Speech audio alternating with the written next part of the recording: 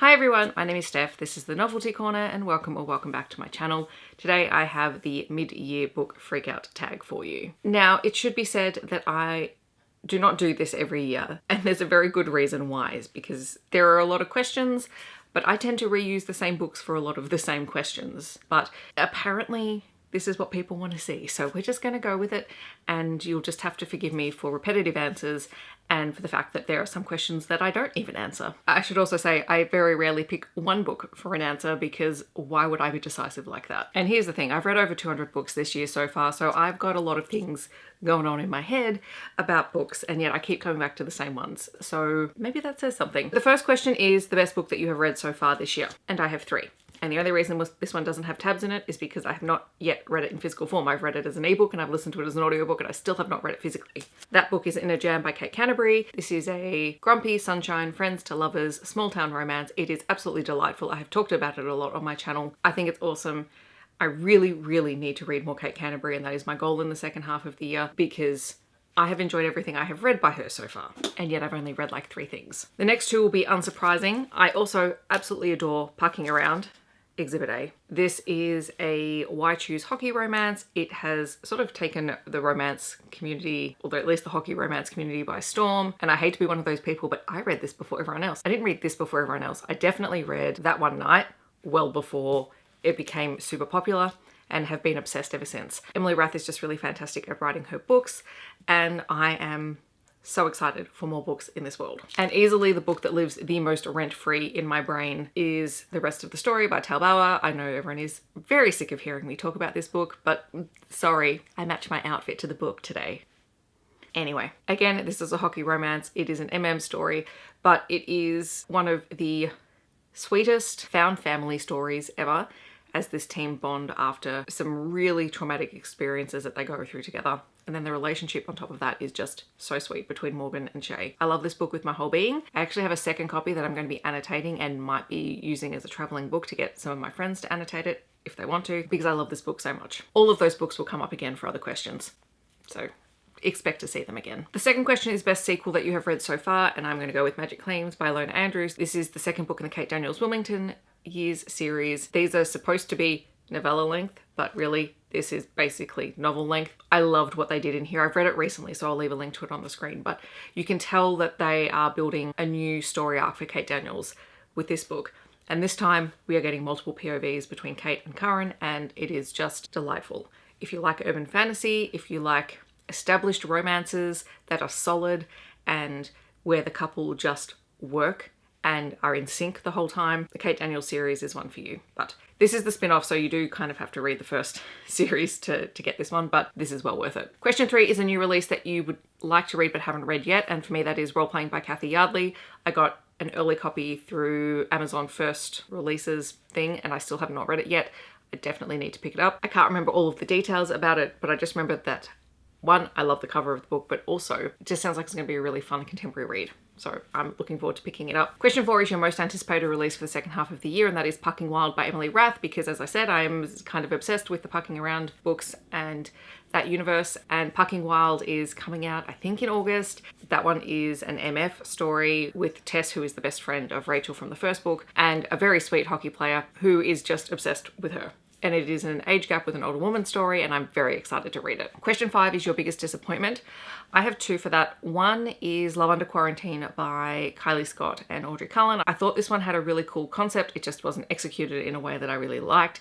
This is a romance about 2 people who live in neighboring apartments while under lockdown, and it just didn't hit for me. And it wasn't to do with the fact that they were under lockdown. That wasn't the issue. I just was not a fan of the writing or the characters. And also another disappointment was Light Up the Lamp by Kit Oliver, which I had such high hopes for. This was an MM hockey romance and it is a second chance romance, and I just felt like it missed the mark a little bit. There were certain things that I did like, but also things that just really did not work for me. Question 6 is your biggest surprise. For me, that was Rookie Mistake by Anna Szabo and LA Witt. This is another MM hockey romance. This is the closest I have gotten to the rest of the story in another book form. It does deal with abuse in the sports industry, and you have 2 teammates who end up falling for one another and having to deal with that relationship in the context of one of those players having been in a very, very abusive relationship in the past. Lots of hockey on page. This is what made me happy about it. And that's what made me compare it so much to the rest of the story, because as much as the relationship is a really big part of it, hockey and their team and everything about that is also integral to the story, as opposed to it being just sort of an add-on. Number 7 is favorite new to you author. I mean, I could go on and list people for days with this, but people like Emily Rath and Tegan Hunter. Kate Meader is a new favorite. Freydis Moon is a new favorite. Amy Aislinn is a new favorite. We could be here for a while, but those authors are definitely up there. Question 8 is newest fictional crush. I don't really do that with books or really any media these days. Yeah, don't have an answer for this one. Question 9 is newest favorite character. Morgan from the rest of the story. And I was trying to figure out how I was going to choose a favorite character. And I think what I came down to was that in this book, Morgan starts out as a player who has been traded to a team he doesn't want to be at. So he is just disillusioned. He isn't sure whether he's just going to retire at the end of the year, whether he's even going to be able to stick out the season, and he's just not in a great place. But he comes into a situation that he recognizes is worse. And, you know, he's still got that negative connotation in his head, and he's like, well, what the hell am I even doing here? But he's one of those characters who is a natural leader, and he is a natural protector, and he doesn't want to see people being hurt. And he steps up without even knowing the rest of the team, and he stands up for them. He creates this new culture for them, a newfound family for them, and everyone gravitates around him. And he doesn't believe himself to be a leader, but he's one of those people who is a natural leader because they are just there and they care. And he was just a gorgeous, gorgeous character to read about. And the whole book is from his perspective. Books that made you cry. The first 2 times I read this, I bawled my eyes out. I have since stopped crying so much because I know what's happening, so I'm mentally prepared. But the first time I was just in tears as things were being revealed. And also Brick Wall by L.A. Witt, which, again, another hockey romance. I didn't quite bawl my eyes out. I was very teary while I was reading this one because it does deal with one player who is an addict and another player who has been gaslit by his former partner. Question 11 is books that make you happy. Also Magic Claims by Ilona Andrews. Sweep of the Blade by Ilona Andrews made me really happy as well because this is their latest installment in the Innkeeper Chronicles and was basically like Space Bachelor set at the inn and was fantastic. If Only You by Chloe Leese was the latest installment in the Bergman Brothers series, and it was about the younger sister, and I just adored everything about this book as the two of them are trying to help either clean up or rough up each other's images, depending on which perspective you're looking at, and it was great. And also The Neutral Zone by Tegan Hunter, which was just hilarious for the fact that it is a hockey romance, but it's just a little bit different and a little bit quirky and a whole lot of fun. Question 12 is most beautiful book that you have acquired this year. I have a couple.